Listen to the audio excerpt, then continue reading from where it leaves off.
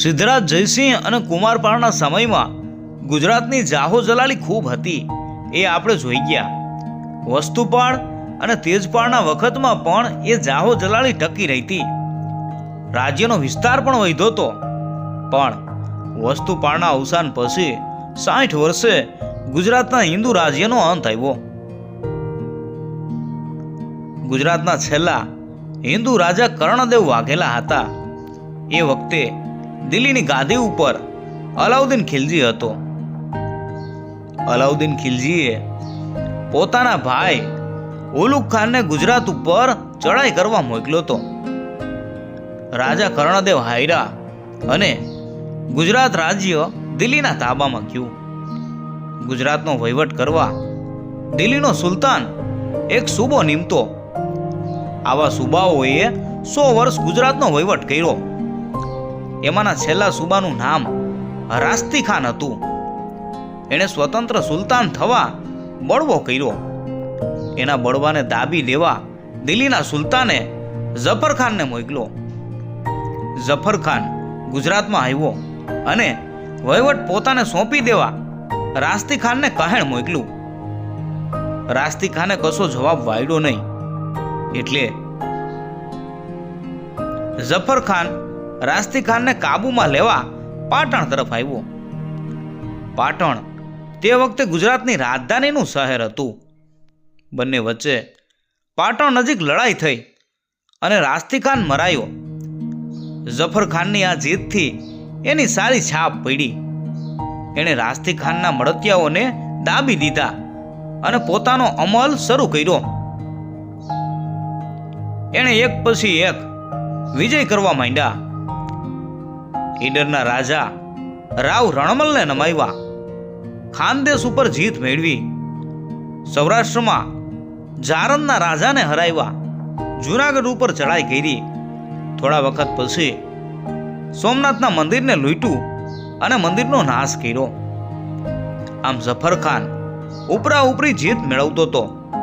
એની સત્તા એટલી વધી હતી કે એ ધારે તો સહેલાઈથી સ્વતંત્ર સુલતાન થઈ શકે.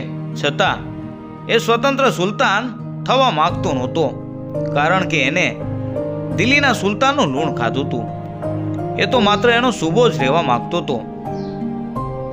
પણ એનો પુત્ર તાતાર ખાન, એને સત્તાનો ભારે શોખ હતો. એ વહેલી તકે સુલતાન થઈ જવા માંગતો હતો. એટલે એણે ઝફર ખાનને કેદ કર્યો અને પોતે બધી સત્તા કબજે કરી લીધી અને સુલતાન બની બેઠો.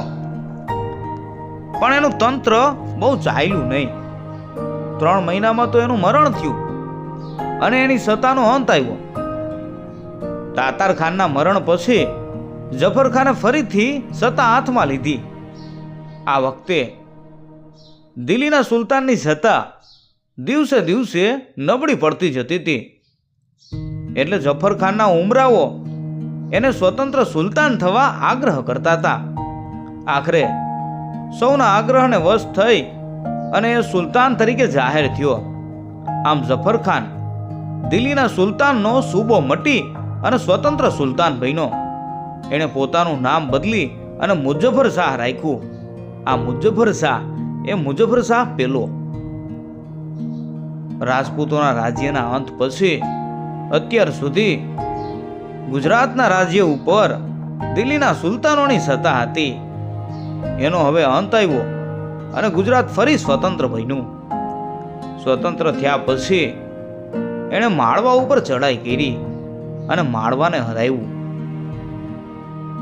માળવાથી પાછા ફર્યા પછી એને જાણ થઈ કે જોનપુરના રાજા ઇબ્રાહિમે દિલ્હી ઉપર ચડાઈ કરી છે. મુઝફ્ફર શાહ દિલ્હીના સુલતાનનું ઋણ ભૂલ્યો નહોતો. દિલ્હીના સુલતાન ઉપર સંકટ હોય ત્યારે એને મદદ કરવાની એ પોતાની ફરજ સમજતો હતો. આથી લશ્કર લઈ અને એ દિલ્હી તરફ ઉપડ્યો. મુઝફ્ફર શાહ દિલ્હીના સુલતાનની મદદે આવે છે એવું ઇબ્રાહિમે જાણ્યું એટલે એ પાછો ફરી ગયો. આથી મુઝફ્ફર શાહને છેક દિલ્હી સુધી જવાની જરૂર ન રહી. એ પછી એણે કંથકોટ પર વિજય મેળવ્યો. એમ કહેવામાં આવે છે કે આ વિજય પછી તેના પૌત્ર અહમદ ખાને તેને ઝેર આપ્યું હતું. છતાં મુઝફ્ફર શાહે તેને માફ કર્યો. એટલું જ નહીં, પણ અહમદ ખાનનો રાજ્યાભિષેક કરાવ્યો અને તેને અહમદ શાહ નામ આપ્યું. એણે અહમદ શાહને નીચે પ્રમાણે બોધ વચનો પણ કહ્યા હતા: દારૂ ન પીવો, પોતાના જ સુખ અને સ્વાર્થમાં રાચવું નહીં, ગરીબો તરફ દયાભાવ રાખવો અને સંતોને માન આપવું, પ્રજાને રંજાડવી નહીં. મુઝફ્ફર શાહ પહેલાએ ગુજરાતને ફરીથી સ્વતંત્ર કર્યું અને પહેલેથી ચાલ્યા આવતા સંસ્કારોને જાળવ્યા હતા.